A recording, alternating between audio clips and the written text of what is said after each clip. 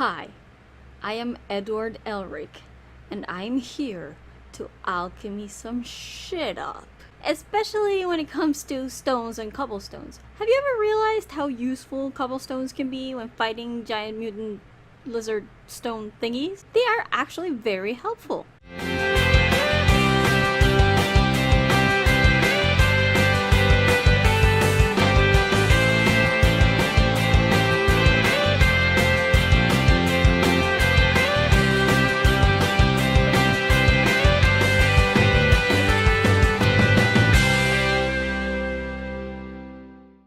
Konnichiwa everybody, Carla here, and this past weekend I finally got around to watching the live-action adaptation of FULLMETAL ALCHEMIST, which is, in case you didn't know, it premiered in Japan last year and it was distributed in theaters in Japan, but for international distribution it got purchased by Netflix. So if you have a Netflix account, you can go on Netflix and look it up. It should be there already. I watched it over the weekend and I decided I'm gonna give a little bit of a review for it. Hopefully this will be shorter than the Infinity War review because I had a lot of feelings about Infinity War. I don't have as many feelings about the FULLMETAL Alchemist movie, but I have to say, you guys, I was expecting the worst from this movie. And it wasn't terrible. I am pleasantly surprised. So, without any further ado, be warned, there will probably be some spoilers to this because I'm not holding back. But then again, if you have already read the FULLMETAL Alchemist manga, or if you have seen really either of the two anime adaptations, you should know mostly what happens in this movie. So, spoilers, I guess. Danger, Will Robinson! Danger! No, Will Robinson! Danger! But you really should go and watch or read those, just saying. I tend to avoid live-action adaptations of, like, anime and manga, especially when they're made in Japan. Not necessarily because I think there's anything wrong with Japanese movies. I've actually seen quite a few of them and they're great. But I think anime in particular, or manga adaptations, have a very, very tough road to get through before they actually can be good. Because most of the stuff that is so great in animation does not translate well to real live action stuff, right? Like to a live action medium. And it's not to say that it can't. Some of it can be actually pretty good. But at the same time, it usually requires a very high budget, and Japanese adaptations tend not to have as high a budget as they would say in a Hollywood movie. Not to say that Hollywood is better than Japanese adaptations at all, because we all know they can screw it up just as badly. But generally speaking, whenever I see a trailer for a Japanese live-action adaptation of an anime or a manga property, it doesn't look great. Generally speaking, the computer-generated graphics are lower in quality. Sometimes it also seems like very overacted to me. So I tend to avoid those live action remakes because I watch the trailers and I just go, nope. You know, I just don't think it's never going to be better in my mind than the anime. So I have a tough time dealing with that stuff. In fact, last year I watched, there's an adaptation of Attack on Titan. There's actually two adaptations, you know, because it's two movies. One right after the other premiered last year. And I saw the trailers and I told myself, that's either going to be the best movie ever made, or it's going to be an unmitigated disaster. Guess which one it was? Because I swear, I started watching the first of the two movies and like 3/4 in, I was already like, nope, I'm out. This is terrible. I don't even want to think about this. I'm out. So I watched the first one, was severely traumatized by how bad it was, and then never watched the second one because it was just terrible. It was a terrible adaptation. The CGI was weird, and Attack on Titan is a story that just does not translate to live action. You can't do it. I don't think it's doable. That's all. That's not to say that every single Japanese adaptation of a manga or anime is going to be bad. There have been some great ones, and indeed I feel like, for me at least, the gold standard is the first Rurouni Kenshin movie, the first Samurai X movie adaptation that they did a few years ago. The other two are good. I don't think any of the Kenshin movies are bad, but for me the first one was kind of the top. It's like the golden standard for me when it comes to live action adaptations. I love that movie. I can watch it 17,000 times. It's a great movie. It works perfectly. It also has a lot to do with the fact that Kenshin doesn't really have that many like special effects and, you know, stuff. It's a very grounded story, so I think it works better as an adaptation, and I think everybody did such a great job with the acting and the script, and they were very faithful to the storyline of the original. So, you know, for me, that's kind of the best anime adaptation that I could see. And since that day on, I kind of compare every single anime adaptation to Kenshin. I can't help myself, it happens. So when I heard that they were going to make a FULLMETAL Alchemist adaptation, I was a little bit terrified, because FULLMETAL Alchemist requires a lot of CGI, and I don't think a Japanese production would have that high of a budget in order to make it right.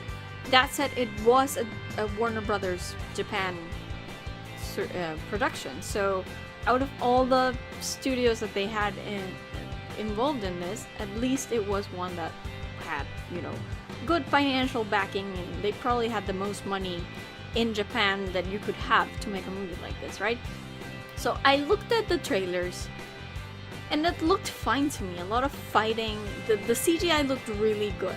You know, I was worried about Alphonse because he's a suit of armor. I was worried that he wouldn't look real, but he looked pretty great in the trailers, and the alchemy CGI was pretty damn good. So I was like, okay, maybe. I'm not entirely sure that it's going to be good, but I might be willing to give it a try, especially since it was going to be on Netflix, you know, and I wouldn't have to pay for an extra ticket to go watch it or anything. It's a good thing that it was on Netflix though, because I live in freaking Narnia and stuff doesn't get here until like years down the road. So I was really glad that it was on Netflix and I got to see it relatively early. Well, I didn't, because I kept putting it off and on, and I wouldn't, but it was on Netflix, so I didn't have to wait years for it to get here. So I thought, yeah, okay, I'll give it a try. I don't think the trailers necessarily did much for me other than you know, justify the idea that the CGI might not be as bad, because I don't think the Japanese trailers are weird. They give you like a lot of flashes of things, but they don't actually tell you what's happening. Like, they don't give you the plot line. So I didn't exactly know much about what this movie was going to be, what period of the anime was going to be, but I was willing to give it a try. I mean, don't get me wrong, Ed's hair still, I was like, what the heck, it looks so weird. But I was like, okay, but I know that I have to put up with that kind of stuff in Japanese movies. Like Kenshin, also his red hair was off to me at the beginning. But I know enough about that kind of stuff that I decided, well, I'll give it a try. Worst that can happen is I don't like it, like with the Attack on Titan movie, and okay, it's just another one that I didn't like, right? So finally this weekend I got around to seeing it, and I have to say, they were actually really smart with the whole budget thing. There's a reason why most of the stuff in the trailers was just like that one fight with the Chimera stone thingies at the beginning.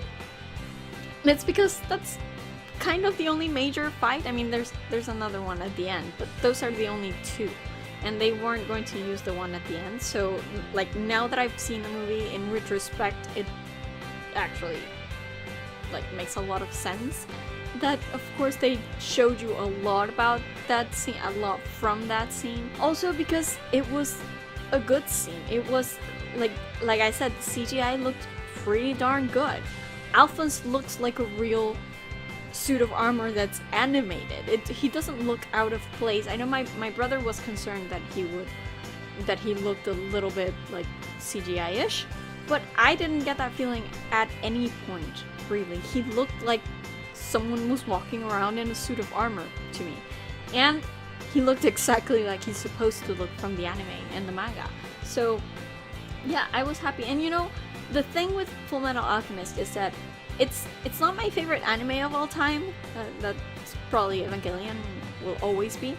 But it's my favorite manga of all time.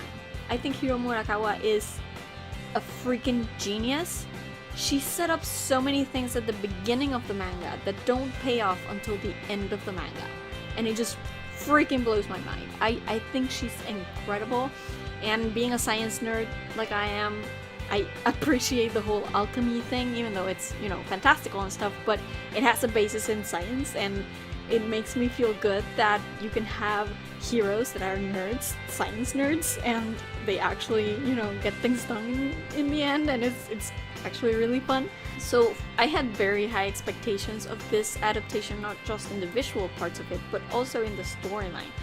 I needed them to stick closer to the original storyline than I would have in pretty much every other adaptation, because I love this manga so much, and I didn't want the movie to lose that spirit of science that attracted me to the manga in the first place, and just that idea that you can plant seeds here at the beginning and then they pay off much later.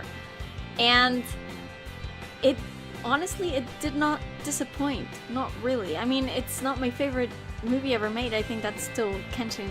It's not my favorite anime adaptation ever made. It's probably still Kenshin. But it was good. I liked it. And I liked what they did with the plot. I think they stuck really close to the plot.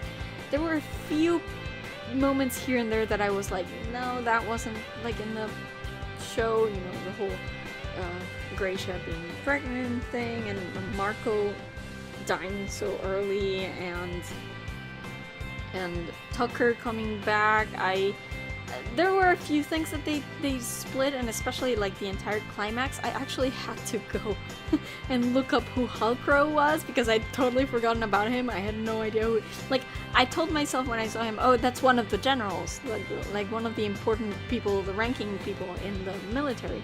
But I had no idea if he was actually a real person, or if like a real character, or if they just made him up for the movie. So I looked him up, and yeah, he is a real character. He just didn't really do any of the stuff that they say he did in the movie, but I figured they needed someone, right? So yeah, a few things they changed. Most of them don't really bother me. Some of them I did miss. Like, for example, Roy kills Lust, right? He keeps burning her and burning her and burning her. And that is one of the most emotional scenes in the manga. Like, you ask anybody, the moment when Hawkeye thinks that Roy is dead, that Lust killed him, and she starts just shooting at Lust, and then Roy comes in and starts burning her, and they have this like moment, and that none of that was in the movie. I mean, he did kill Lust by burning her over and over and over again, but there wasn't as much Royai as I was hoping there would be. So I did miss little moments like that, but for the most part they actually stuck pretty close to the story, and what they cut out I was okay with, honestly. Like in the OR, they didn't even mention Rose, which I was fine with because I never really cared for Rose. They made her like so much of a bigger character in the first anime than she was in the manga. Like, she turned out to be in the manga. So I don't really care about Rose. I did find it interesting that they didn't include Scar at all, because Scar is pretty important come later chapters, I guess, but I understand that they can probably introduce him later. I missed the guys from the military, like everybody other than Hughes and Roy and Lisa, you know, Havoc and Fury and those guys. I miss them a lot. I don't know why. I'm just really attached to like Havoc for no reason at all. I just really like him. So I miss that he wasn't around, and I like Fury as well and all the others. It's funny that they included the Russ thing, so at least Russ was there. I like that. I feel like in the end they veered off course with the whole super soldiers thing, and that was also like the part I liked the least visually, because those super one-eyed zombie monster thingies looked really weird. Like that was the only part of the CGI that I felt looked really bad. It was the super soldiers. They didn't look real. They didn't look like they were actually there. But apart from that, I enjoyed it. And you know, it's not a stretch that somebody would want to use alchemy and the military in order to create super soldiers, right? And that's kind of, I don't remember exactly if they ever did that in the manga. I would have to look through it at some point, but it's not inconceivable, right? So yeah, sure, okay. I think they handled the Tucker thing very well, which is good, because that was one of the highest emotional points of the story in the manga and the anime. And it's also something that haunted Ed and Al until the very last episode. And I know this because after I watched the movie, I actually went back and rewatched the last 5 episodes of the show, because that's one of those things that I do when I want to feel better about stuff. I just go back and rewatch things that I really love, and I think the Brotherhood anime and the manga have one of my favorite endings of all time, so I went back and watched the last 5 episodes of the Brotherhood anime. And yeah, in the very last episode they mentioned Nina again, so it's one of those things that's stuck with the brothers, and I really, really love that they included it. It's very important. And also, I wasn't expecting them to do much with Al at all. They included that subplot about him thinking that his memories were fake, and actually it led to a very effective scene, I thought, between the two of them, and then Winry at the abandoned warehouse place, wherever it was. I thought it was very effective, because honestly I wasn't expecting them to delve too deep into Al. At this point I thought they would do that later, maybe, and somehow in some other way. But I really liked it. It really underlined how close the two of them are and how important they are to each other, and I thought it worked. Emotionally it worked. You know, this is a 2-hour movie, so you do what you have to do to get your points across, and I think that worked really well to establish how deep the relationship between the two brothers is and how much Winry knows them as well. So I really like that. As far as the characters themselves and the acting, I thought it was really good. Like I said earlier, sometimes in Japanese movies I feel like there's always like a few people that overact things so much that it often makes me think, I wonder if this person is more used to voice acting than to actual acting, because they do everything so over the top. I didn't have that problem a lot in this movie, actually. I was, again, worried about Edward's hair and that it would bother me the entire time, but after the first scene or so, it got so much better. I mean, maybe it didn't get much better, maybe I got used to it, but I didn't mind it anymore at that point. I thought the actor who played Edward was fantastic. He was phenomenal. I really, really loved it. There's that one scene when it's actually a dream sequence, but he's remembering the day when they brought back their mother, and Al got lost, and Ed had to give up his arm and leg, and he's sort of remembering it, but he's there and he's grown up. And there's a scene when there's that moment after he loses Al, that he's trying to get him back, to think of a way to get him back. And he's sitting there on the floor and there's stuff crashing all around him, and he's just crying for whatever their circle is to give his brother back. And I thought that was an amazing scene, and he was just so good throughout. I really, really liked him. I would have hoped that he would be a little shorter, because that's a thing with Edward, but I didn't even mind, honestly. Like, I didn't even care. I just thought he was so good. Like, I don't know how they do these things. Like, the guy who plays Kenshin in the Kenshin movie, also, he was like the best. I really, really like these lead characters, and I don't know where they get them from, but they're really freaking good. I was a little bit worried about Roy from the trailers, because he didn't say much, and I wasn't like getting that sense of overinflated confidence that Roy has in the anime. I was just getting like serious. I take it back. I thought Roy was phenomenal as well. I thought he was great. I thought I wouldn't like him. His hair was weird at the beginning as well, but it grew on me. He grew on me. I really, really liked what they did with him, and also with Hawkeye, because I was worried that the movie was like 3/4 of the way. I was like 3/4 of the way into the movie, and Hawkeye hadn't really done much of anything yet. But in the end, she did. She spoke with Edward and helped him get out of the arrest and everything. And in the end, she did fight those one-eyed monsters, and she was actually pretty damn badass, honestly. I really enjoyed it. As Lisa should be. She should be badass. She should also be very emotional and very obviously concerned about Roy, which she was. I thought she was great.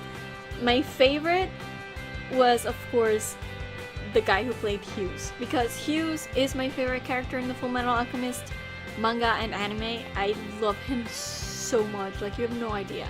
And this is saying a lot, because he dies really early in the plotline, but you can feel his presence throughout. So I had very high expectations of anybody who was going to play Hughes, and the guy who played Hughes was perfect. He was fantastic. He was so warm. You could see how much he cared for Gracia as well, and he was just fun and paternal and just warm toward the brothers, especially Ed. I really loved him, and his hair was perfection. Like, he looked great. Everybody else had weird, terrible hair, but I never once thought that Hughes's hair was weird. It was perfect. He was great, and his smile, he was just so Hughes. He embodied the essence of Hughes, and I was thrilled with that. Al's voice was good. I mean, we didn't really get to see much of him being an actual human being outside of the armor, of the suit of armor, but I liked him. He was good. He did seem like Al from the show, except a little bit more mature, because the voice of Al from the show was a girl, because he was supposed to be a young kid, right? So yeah, I think it was a little bit more mature than in the anime, which is good, because I feel like Al should grow with experience, not just like physically, but also mentally. So I was glad for that. And you know, when they actually eventually bring back the original voice actor, maybe to play the actual character, it will make a lot of sense, you know, because he has grown up. The only person I feel like I had a little bit of trouble with was Winry. I feel like she was the only one who was overacting a lot of stuff. Granted, I don't think the script was very good to her. She did a lot of reacting to Edward and, you know, chastising him and stuff, which is, to be fair, it's a lot of what Winry does in the manga and the anime at this point. But I just think that she was trying a bit too hard. I don't even mind that her hair was brown. It's fine. I don't care. Her hair actually looked pretty close to what it's supposed to look, at least the hairdo. So I didn't mind. But I feel like at the beginning especially, she was overacting a lot. Later on, when she has that one scene with Ed and Al in the warehouse, I thought she was really good at that.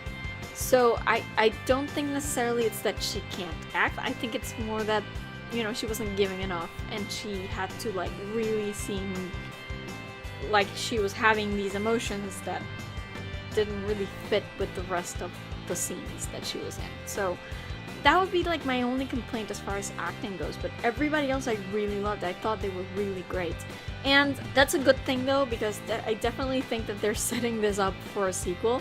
I hope they make a sequel, for sure, because this is obviously just the first part of what is an incredible journey for this for these two brothers.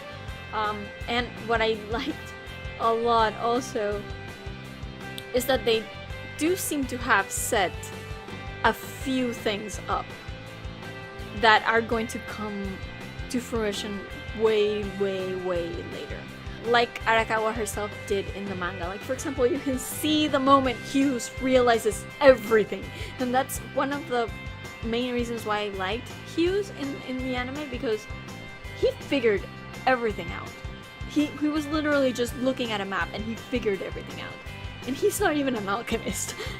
I thought you could see the moment in the movie when he actually figures things out, and of course he dies later, but it's really good that they're setting this up, because then people can go back and look and see, oh, Hughes knew this, you know, and they actually let you see the map of Amestris for a moment, and you're like, if you know what's coming, you're like, oh, that's the moment, that's it, that's right there, that's it.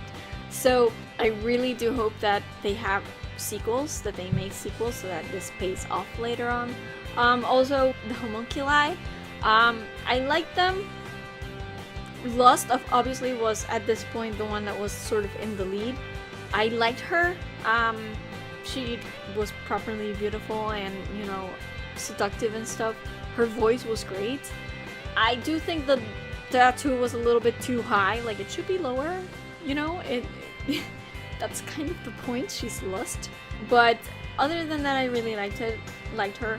Gluttony was comic relief for the most part. I thought it was hysterical when he like opened his mouth and started chasing the soldiers with his mouth open and like tentacles coming out of his stomach. I thought that was funny. But, you know, it's kind of cheesy as well, so that's kind of the Japanese B-movie type thing that you would see, but it was funny at least. Envy didn't get much to do other than kill Hughes, for the most part, but I liked how they dealt with him. Her, it, whatever Envy's pronouns are, I guess. I'm not entirely sure at this point. But I liked him. He didn't get much to do, but, you know, he will be back, so good. I want to see more of him.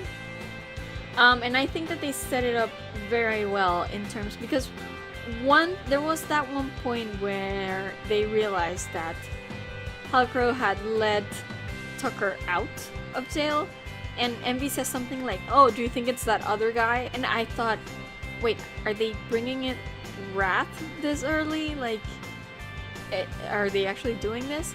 In the end, they didn't. It turned out to be Halcrow, not the Führer, of course.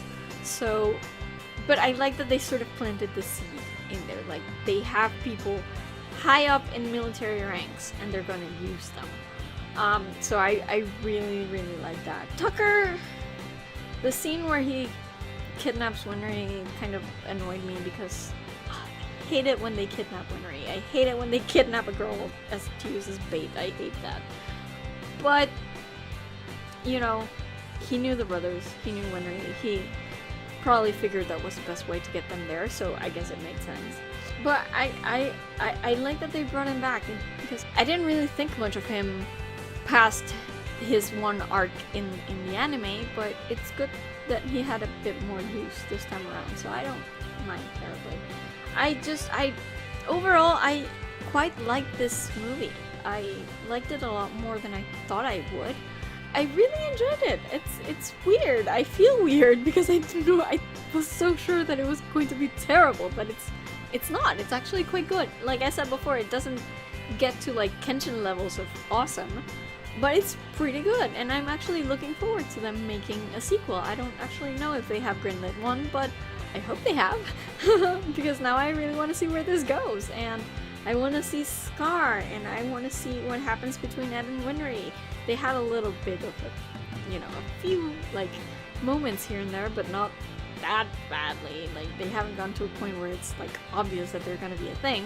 So, you know, I'm looking forward to it. I want to see more of Roy and Risa. I want to see Hughes finally get like his moment in the spotlight when everybody realizes that he figured everything out before anybody else did. I really enjoyed it. I thought it was actually well done, and the CGI was incredible. I mean, that first battle with the stone monsters was great, And apart from the monsters at the climax, you know, anything they did with stones and cobblestones and cement and stuff like that was fantastic. I really enjoyed that. It all looked very real. So kudos to Warner Brothers and their production arm for this amazing feat of CGI. I was not expecting it from a Japanese movie, and they did it really well. So good on them for that. I can't wait to see if they make another movie out of this. So I'm looking forward to it. I actually really enjoyed it. I didn't think I was going to say that today, but I really enjoyed it. So yeah, go FULLMETAL ALCHEMIST. I'm good with it. I want to see what they do when the story actually starts ramping up, because FULLMETAL ALCHEMIST is a story that does not let up until the very end, and I can't wait to see them ratchet up the tension.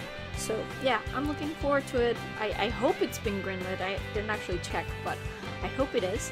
So I guess we'll see. In the meantime, if you have Netflix, I wholeheartedly recommend that you go look up the FULLMETAL ALCHEMIST live action movie. It's actually really great, and I think the anime is also on Netflix. I'm not entirely sure, but it might depend on where you live. But I think I saw it in my search for the movie. But I think they did a really good job with this. I'm actually really happy. I thought I was going to be like super depressed right now because the movie was a flop, but it wasn't a flop. It was actually really good.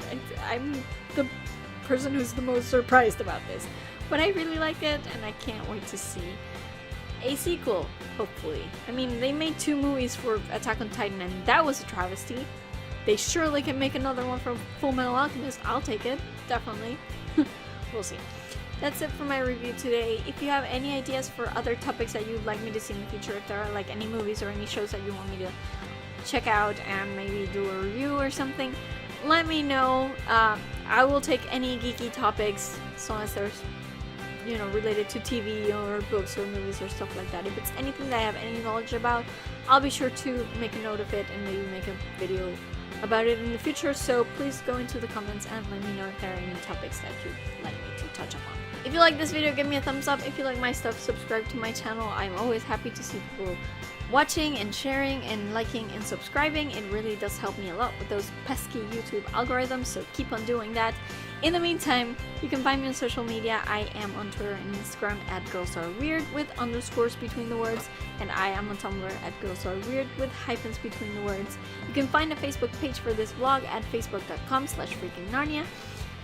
And as usual, you can visit my main website at FreakingNarnia.com. All my videos are up there in case you missed any and want to catch up. Just go ahead, it's all up there. Also, remember that I have a Redbubble store where I make art based on my favorite quotes from my favorite fandoms, and then you can use that art to print on different sorts of merchandise such as t-shirts, coffee cups, computer covers, all sorts of cool stuff in there for you. So be sure to stop by and maybe purchase something if you're in the mood. It really does help me a lot. Also, remember that if you prefer, I do have these Talks from Freaking Narnia in podcast form. Just look up the name Talks from Freaking Narnia on iTunes or Stitcher or any of the major podcast distribution platforms. So check it out if that's more convenient for you. I have about 30 episodes already in podcast form. I will be updating with more, so be sure to stay tuned for that and subscribe. And that's about it for me today. I will see you guys next week with another video from all the way in freaking Narnia.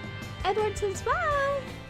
Without any further, I needed them to be more...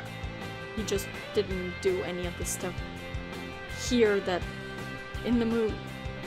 With with the homuncula. Wait, are they bringing in Pride this